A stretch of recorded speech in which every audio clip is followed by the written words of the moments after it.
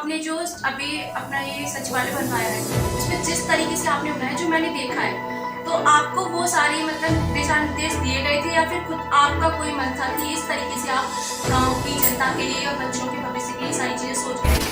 नहीं हुआ है। पंचायत की तरफ से निःशुल्क शिक्षा PCA और CCC डिजिटल इंडिया की तरफ बढ़ते हुए कदम है। CCC इनकी निःशुल्क शिक्षा बच्चों को प्राप्त करा रहे हैं। इसीलिए मैं कहना चाहूँगा कि हर प्रधान को अगर ये सपोर्ट मिल जाए तो हर गाँव चमक जाएगा। 15 में प्रधानमंत्री थे 2016 में अलीगढ़ जिले का सबसे पहला गाँव ODF शौच मुक्त गाँव हमारा रायपुरी था।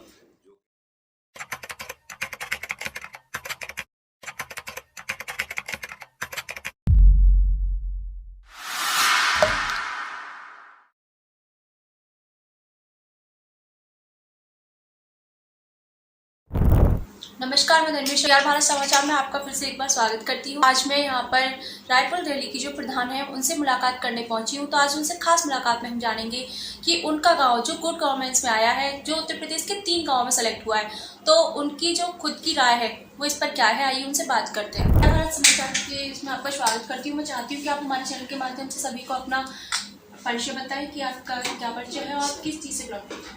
मैं नीरज सिंह, प्रधान रायपुर ब्लॉक जवा अलीगढ़ से हूँ। आपका गांव गुड गवर्नेंस में सेलेक्ट किया गया है, तो आपको कैसा महसूस हो रहा है? हमारा गांव रायपुर गुड गवर्नेंस की उसमें सेलेक्ट हुआ है, तो मुझे बहुत ही गर्व की बात है। इस गांव वालों से यही कहना है, कूड़ा करकट इधर न फेंकें, स्वच्छता पर ध्यान दें, बच्चों की शिक्षा पर ध्यान दें। ग्राम पंचायत में जो योजना है निःशुल्क कंप्यूटर की शिक्षा प्राप्त कराएं बच्चों को। आप भी ये चाहती हैं कि आपके गांव में सारी सुविधाएं सभी बच्चों को मिले, तो मतलब जो आप शिक्षा की बात करें, कंप्यूटर शिक्षा, वो आपने पंचायत घर में उनके लिए उपलब्ध कराई हुई है? हाँ बिल्कुल, पूरी शिक्षा निःशुल्क शिक्षा कंप्यूटर की हमने प्राप्त की है और बच्चों के लिए खेलने कूदने और जो ये जितने भी व्यवस्था होती हैं सब कराई हुई हैं। जिम वगैरह सबकी झूले वूले जो बच्चों का जितना भी वो होता है मनोरंजन के साधन सभी उपलब्ध हैं हमारे इस टाइम। अच्छा, तो देखिए हमने इनसे जाना कि इन्होंने किस तरीके से अपने गांव में विकास किया है और इनकी जो जनता है वो किस तरीके से इनसे खुश है और ये उनको किस तरीके से सपोर्ट करते हैं, आगे बढ़ाना चाहते हैं और जनता इनको कितना सपोर्ट करती है। तो हमें इनसे मिलके इनसे बात करके बहुत अच्छा लगा। हम भी चाहते हैं कि जो बाकी सब प्रधान है वो इसी तरह से मेहनत करें, बच्चों को सपोर्ट करें, बच्चों के भविष्य के लिए उन पर थोड़ा ध्यान दें। और जो सफाई की बात कही उन्होंने, लड़ाई झगड़ों की बात कही, विशेष तौर पर इस चीज़ पर आप ध्यान दीजिएगा क्योंकि ये छोटी छोटी बातें बहुत बड़ी बन जाती हैं। हम नहीं चाहते हैं कि कोई भी किसी भी वजह से अपने देश का, अपने गांव का, किसी का भी हम नाम खराब करें। चीज समझने की कोशिश है, बाकी सभी लोग समझदार होते हैं, चीजों को ना बढ़ाएं, छोटी छोटी चीजों को बढ़ा करके अपने भविष्य पे या किसी और के भविष्य पे आंच ना आने दें। तो हम इसी बात को लेकर के यहीं पे अपनी आज को विराम देंगे। और हमारी जो प्रधान से आज मुलाकात हुई है, इनके ही पति जो पहले प्रधान रह चुके हैं उनसे कुछ बातें करना चाहूंगी, क्योंकि अभी इनके टाइम में, इनको कितना टाइम हुआ है, 9 महीने हुए हैं इनको अभी प्रधान बने हुए, जो उन्होंने पिछली पंचवर्षीय योजना में कार्य किए हैं। मैं उनसे जानूंगी कि उन्होंने किस योजना में कौन सा काम किया और किस तरीके से उनके पास बजट आया था। तो आइए जुड़ते हैं उनसे और जान लेते हैं। तो देखिए अभी मेरी वर्तमान प्रधान से बात हुई थी, अब हम बात करेंगे उनके जो पति हैं, जो प्रधान प्रतिनिधि हैं। आइए जुड़ते हैं और बात करते हैं। आपका परिचय? मैं पिछली पंचवर्षीय योजना में मैं स्वयं प्रधान था, इस बार मेरी पत्नी है और आज मैं आपके साथ उनके प्रतिनिधि के तौर पर आपसे वार्ता कर रहा हूँ। अच्छा, तो मैं जानना चाहूंगी कि पिछली पंचवर्षीय योजना में ऐसे कौन से कार्य हुए थे जिसकी वजह से आज आपका जो ग्राम पंचायत है वो गुड गवर्नेंस के लिए सेलेक्ट किया गया? मैडम मैं आपको बता दूँ, सबसे पहले एक स्कीम आई थी भारत सरकार की शौचालय की। 2015 में हम प्रधानमंत्री थे, 2016 में अलीगढ़ जिले का सबसे पहला गाँव ODF शौच मुक्त गाँव हमारा रायपुरी था, जो कि अलीगढ़ मंडल में पहला गाँव था। तो ये एक शुरुआत हुई थी अपने गांव को सबसे आगे रहने के लिए, तब से हम लगातार लगे हुए हैं। उत्तर प्रदेश सरकार ने हमें सचिवालय का एक तोहफा दिया है, इसी वजह से कि जैसा हमने गांव ODF किया तो सचिवालय का तोहफा मिला और उसमें हमें 17,46,000 रुपये की धनराशि उत्तर प्रदेश सरकार द्वारा दी गई। इसके अलावा 2020 में हमारा ग्राम रायपुर जिले में दूसरे नंबर पर था और माननीय मुख्यमंत्री श्री योगी आदित्यनाथ जी ने 10 लाख रुपए का बजट हमारे गांव के विकास के लिए अलग से जारी किया था। अच्छा, तो आपने जो अभी अपना ये सचिवालय बनवाया है उसमें जिस तरीके से आपने बनाया, जो मैंने देखा है, तो आपको वो सारी मतलब दिशा निर्देश दिए गए थे या फिर खुद आपका कोई मन था कि इस तरीके से आप गांव की जनता के लिए या बच्चों के भविष्य के लिए सारी चीजें सोच के रखे थे? नहीं, ऐसी कोई गाइडलाइन ऊपर से जारी नहीं हुई थी। सरकार ने 17,46,000 रुपये दिया। इसके अलावा 10 लाख रुपए हमें माननीय मुख्यमंत्री की तरफ से अवार्ड के रूप में मिला। 17,46,000 में हमने बिल्डिंग तैयार कराई। ग्राम सभा की खाली जमीन हमारे पास मौके पर मौजूद थी, तो काफ़ी अच्छे तरीके से हमने डेवलपमेंट किया। उसके अलावा जो अन्य सुविधाएं उसमें मिली, उसमें वो 10 लाख रुपये जो हमें अवार्ड के रूप में मिले थे, उसका काफ़ी योगदान रहा। जिसमें हमने बच्चा पार्क, झूले और ओपन जिम, हर्बल पार्क, बच्चों के खेलने कूदने के मैदान, ग्रीन लैंड, इस तरीके के नए पुस्तकालय, ये सब नई नई चीज़ें हमने अन्य अपने तरीके से उपलब्ध कराई है। कोई गाइडलाइन नहीं थी। हम चाहते थे कि हमारा ग्राम रायपुर हमेशा आगे रहे और जिले के लिए एक नज़ीर बने, जिससे अन्य प्रधान, जैसे मैं जिलाध्यक्ष हूँ प्रधान संगठन का, अन्य प्रधानों को भी नज़ीर मिले और वो कुछ नया करने के लिए अग्रसर रहें। इसके लिए एक स्मार्ट विलेज के रूप में इसे विकसित करने का पूरा प्रयास किया गया है। अच्छा, मैंने जो कवरेज के दौरान आपके सचिवालय में देखा है, एक तिरंगा लगा हुआ है, उस तिरंगे की कितनी ऊंचाई है, कितने फीट का है? मैंने पहले बताया कि अपने गांव को एक नई पहचान देने के लिए कुछ नए प्रयोग किए गए थे। उसी में ये भारतीय ध्वज 61 फीट ऊंचाई पर है, और जो हमारे DPRO सर और हमारे में जो झंडा है जो सचिवालय पे लगा हुआ है, उसको लेकर क्या आपकी क्या राय है? तो उसमें ये था मैम कि जैसे अपने गांव को एक नई ऊंचाई देने के लिए, एक नई पहचान देने के लिए एक नया प्रयोग था, और उसकी ऊंचाई 61 फीट है। माननीय DPRO महोदय हमारे और CDO सर का कहना है कि भारत सरकार, भारत के अंदर किसी भी ग्राम पंचायत में 61 फीट ऊंचा भारतीय तिरंगा नहीं है, तो एक नई पहचान देने का प्रयास किया गया है। और हम वो वह अलग अलग तरीके के काम करते रहेंगे, जिससे हमारे गांव को, हमारे ग्राम की जनता को, हमारे क्षेत्र को एक नई पहचान मिलती है। अच्छा, तो आपके टाइम में जो आपके गांव के राशन डीलर थे, उनका कार्यकाल कैसा था? जनता उनसे खुश थी? मेरे चुनाव के बाद ही हमारे यहाँ राशन डीलर का चुनाव हुआ था। उसमें सौरभ शर्मा नाम के एक व्यक्ति हैं, उन्होंने अपने राशन का वो आवंटित कराया था। उनका कार्यकाल बहुत अच्छा है। अभी तक ग्राम स्तर पर अभी तक किसी की ऐसी कोई शिकायत नहीं है। जैसे उत्तर प्रदेश सरकार और भारत सरकार महीने में फ्री राशन दे रही है, लेकिन ऐसी कोई शिकायत नहीं आई है कि राशन में कहीं कटौती होती हो, अवैध वसूली होती हो या कोई और ऐसी कंप्लेन हो। उनका कार्यकाल बिल्कुल हमारी तरह ही बिल्कुल पाक और साफ है। अच्छा, तो आपके यहाँ पे आपके टाइम में वो जो मतलब सहायक प्रधान है, वो बनी थी? हाँ, वो अभी बनी है। पंचायत सहायक दीपिका सिंह नाम है, और सबसे बड़ी खुशी की बात है कि वेल क्वालिफाइड उन्होंने MCA कर रखा है। और हमारे पंचायत घर में जो एक नई चीज़ है वो ये है कि हमारे CDO सर और DPRO सर ने एक नई शुरुआत कराई थी हमारे गांव को एक सबसे बड़ी पहचान दिलाने की, जो पूरे प्रदेश में उस बात का अभी लखनऊ के डिप्टी डायरेक्टर भी दौरा करके गए। और शायद मैं समझता हूँ गुड गवर्नेंस में जो हमारे गांव का नाम रोशन हुआ है, वो इसी वजह से हुआ है कि हम लोग गांव के जो गरीब बच्चे हैं, जैसे हमारे गांव से कस्बों की दूरी 9 से 10 किलोमीटर और हमारे अलीगढ़ जिले की दूरी 28 किलोमीटर है। हमारे जो गाँव के बच्चे हैं, कोई साधन उपलब्ध नहीं है रोडवेज का या किसी तरीके का, तो बच्चे शिक्षा के लिए शहर तक नहीं आ पाते हैं। तो उसके लिए हम लोगों ने पंचायत की तरफ से निःशुल्क शिक्षा BCA और CCC, जो डिजिटल इंडिया की तरफ बढ़ते हुए कदम है, CCC, इनकी निःशुल्क शिक्षा हम बच्चों को प्राप्त करा रहे हैं। उसके लिए हमने हमारी पंचायत सहायक का काफ़ी बड़ा रोल है। इसके अलावा एक अन्य शिक्षक भी हमने गाँव से ही अपॉइंट कर रखा है, और उन्हें पंचायत की तरफ से हम लोग उनकी सैलरी पेड करते हैं। अच्छा, आपके गांव में कोई प्राथमिक विद्यालय है?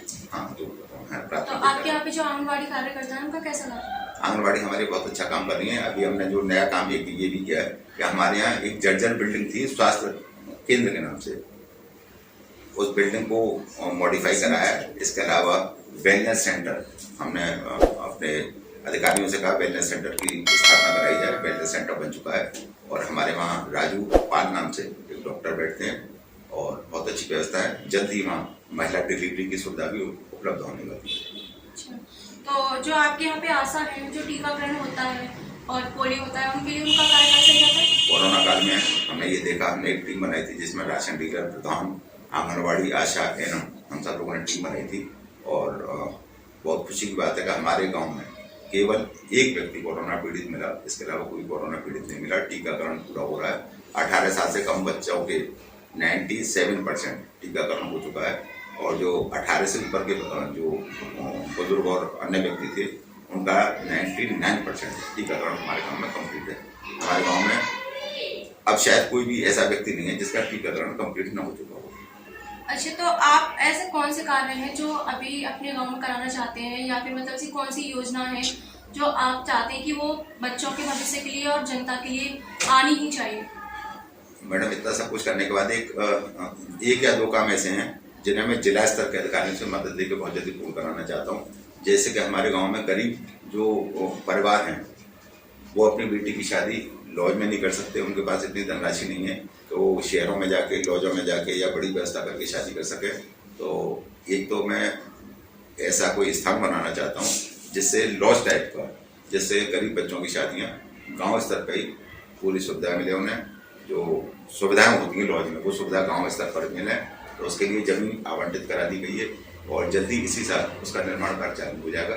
इसके अलावा एक टूरिस्ट प्लेस और बनाना चाहते हैं हम गांव के बॉर्डर पे, जिसमें एक सुंदर तालाब बनाना, उसके चारों तरफ बैठने का स्पेस होना, जिससे शाम को बुजुर्ग बच्चे खेलने कूदने और भ्रमण करने के लिए वहाँ हैं और आसपास के क्षेत्र के लोग भी गांव की सुंदरता को और तालाब को, इन सब चीज़ों को देखना है, ये प्रयास कर रहे हैं। अच्छा, तो बाकी ऐसी कोई बात जो आप जनता से या फिर मतलब देश के किसी भी ऐसे प्रधान के थ्रू या फिर सरकार के लिए, किसी के लिए आपका ऐसा कोई मानना है, ऐसा कोई शब्द जो आप कहना चाहते हैं? मैं भारत सरकार से तो नहीं कहेंगे, हम उत्तर प्रदेश सरकार से अपने जिला प्रशासन से एक अपील करना चाहते हैं कि गांव में सबसे बड़ी समस्या अतिक्रमण की है। गांव की जो सरकारी संपत्ति है, जैसे अभी काफ़ी प्रधानों की, जैसे जिलाध्यक्ष होने के नाते मुझे जानकारी है कि कुछ ग्राम पंचायतें ऐसी हैं जिसमें जिला सचिवालय की स्थापना नहीं हो पाई। उसका मूल कारण है गाँव में जमीन का उपलब्ध न होना। ऐसी कोई ग्राम पंचायत नहीं है जिसमें पंचायत की जमीन ना हो, लेकिन उसका अवैध अतिक्रमण कर रखे लोगों ने, और कोई भी व्यक्ति अपने अवैध अतिक्रमण को छोड़ना नहीं चाहते हैं। झगड़े होते हैं, विवाद होते हैं, प्रधानों पे हमले भी होते हैं। तो जिला प्रशासन से अपील है कि एक टास्क फोर्स का निर्माण हो जिसमें तहसील कर्मी, एसडीएम के नेतृत्व में, बीडीओ के नेतृत्व में ब्लॉक अधिकारी और प्रधान और पुलिस प्रशासन गांव-गांव अतिक्रमण मुक्ति का अभियान चलाएं। और एक बार अतिक्रमण मुक्त यदि किसी जगह को करा दिया गया, यदि दोबारा उस पर अतिक्रमण होता है तो उनके खिलाफ कानूनी कार्रवाई करें। अगर ये परंपरा हमारे अलीगढ़ जिले में स्टार्ट हो जाती है तो मुझे बहुत अच्छी उम्मीद है कि किसी भी ग्राम पंचायत में जमीन की कोई दिक्कत नहीं होगी और जितनी भी सरकार अपनी अपनी नई नई योजनाएं लाती हैं उसके लिए कोई परेशानी नहीं आएगी और गाँव बहुत जल्दी विकास करेंगे और आगे बढ़ेंगे। आपकी पंचवर्षीय योजना में, जो पिछली पंचवर्षीय योजना थी, उसमें ऐसा कुछ था कि कहीं पे आपकी ग्राम पंचायत में अवैध कब्जा हो? मैडम, हमारे गांव में तो अवैध कब्जा की भरमार थी और मैं आपको व्यक्तिगत बता दूं, 2 बार मेरे ऊपर प्राणघात का हमला भी हो चुका है जिसके मुकदमे दर्ज है। मैंने अटल वाटिका का निर्माण कराया 7 जिलों में, जो कब्जा जमीन थी। अटल वाटिका माननीय हमारे पूर्व प्रधानमंत्री जी, जिनके 13वीं का 25 तारीख को कार्यक्रम था, उसी दिन में अटल वाटिका का निर्माण कराया था और 7 बीघा जमीन में पौधे लगे हुए हैं, फलदार वृक्ष हमने लगाए, जिसमें जिला प्रशासन के अधिकारियों का काफ़ी सहयोग रहा। और जिस सचिवालय के लिए आप कह रही हैं कि ये एक नई चीज़ बनाई है, आपने बहुत सुंदर बनाई है, इस सचिवालय पर लोगों की अवैध कब्जे थे, स्थायी अवैध कब्जे थे, जिसमें उनकी नींव बनी हुई थी मकानों की। किसी ने पशुओं की चारा खिलाने के लिए स्थान बना रखे थे, पशु बांधते थे, बिटौरे भी थे, उसकी गुज्जियाँ थी, इस तरीके के पूरे कब्जे थे। इसमें काफ़ी विवाद रहा था, लेकिन हम कब्जा मुक्ति कराने में जिला प्रशासन की तरफ से सफल रहे और आज मिनी सचिवालय की स्थापना हो पाई है। इसके अलावा गांव में हमने मनरेगा से पुल का निर्माण करा। हमारे बच्चे जब पढ़ने जाते थे, गांव पढ़ता वहाँ पढ़ने जाते थे तो पानी में होकर निकलना पड़ता था, तो उस पर हमने मनरेगा से पुल का निर्माण कराया। गांव में 30 फीट चौड़ी रोड, 2.5 किलोमीटर लंबी का नया निर्माण कराया हमने, जो कि खेतों में पहले मिल चुकी थी, उसको भी कब्जा मुक्त कराया और कब्जा मुक्ति करा के ही हम लोग यहाँ तक पहुँच गए हैं। इसीलिए मैं कहना चाहूँगा कि हर प्रधान को अगर ये सपोर्ट मिल जाए तो हर गाँव चमकने लगेगा।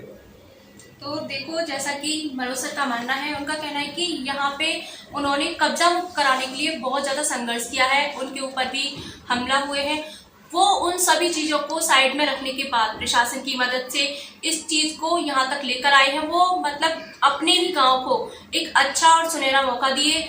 उसके लिए उन्होंने बहुत सारे हमले भी बर्दाश्त किए हैं, सारी चीज़ें झेली हैं, अतिक्रमण थे जो उन्होंने शासन की प्रशासन की मदद से हट पाए हैं। तो उनका मानना सिर्फ यही कि सभी प्रधान अपने हक के लिए, अपने गाँव की जनता के लिए आगे बढ़ें, प्रशासन से मदद लें और अपने गाँव को एक सुनहरा और चमकता गाँव बनाएं। जनता का जो अपने गांव के प्रधान से एक मतलब खुद का आश्वासन होता है, प्रधान का भी और जनता का भी, वो दोनों का एक दूसरे पे बना रहे, उसी चीज को अटूट बनाते हुए इन्होंने बहुत अच्छे कार्य किए हैं। जहाँ तक मैं जानती हूँ, इनकी एक ऐसी बात जो मुझे भी बहुत अच्छी लगी कि गरीब लोग अपनी बेटियों की शादी अच्छी जगह नहीं कर पाते हैं, उसके लिए इनका जो अगला कदम है वो यही है कि अपने गांव में एक ऐसी जगह बनवाना जो किसी लॉज से कम ना हो और वहाँ पे हर वो सुविधा मिले जो लॉज में मिलती है। तो देखिए, प्रधान जी का मानना और उनकी सोच दोनों ही बहुत अच्छी हैं। तो आप इस वीडियो को अच्छे से देखिएगा, लाइक कीजिएगा, शेयर कीजिएगा और मुझे बताइए कमेंट करके कि आपको ऐसी कौन सी चीज़ थी जो आप इनकी प्रधान जी की ऐसी कौन सी बात जो आपका दिल छू गई, आपको लगा कि हम सभी प्रधान आगे मिलके जनता के लिए, अपनी ग्राम पंचायत के लिए बहुत सुनहरे मौके ला सकते हैं और उनका बहुत ज़्यादा अच्छा भविष्य बना सकते हैं। बच्चों के भविष्य के लिए इन्होंने बहुत सारे कार्य किए हैं और आप भी आके एक बार देख सकते हैं रायपुर दिल्ली में जो इन्होंने सचिवालय बनाया है वो किस तरीके से और कितना खूबसूरत बनाया हुआ है। तो मिलेंगे हम आपसे नेक्स्ट वीडियो में। धन्यवाद।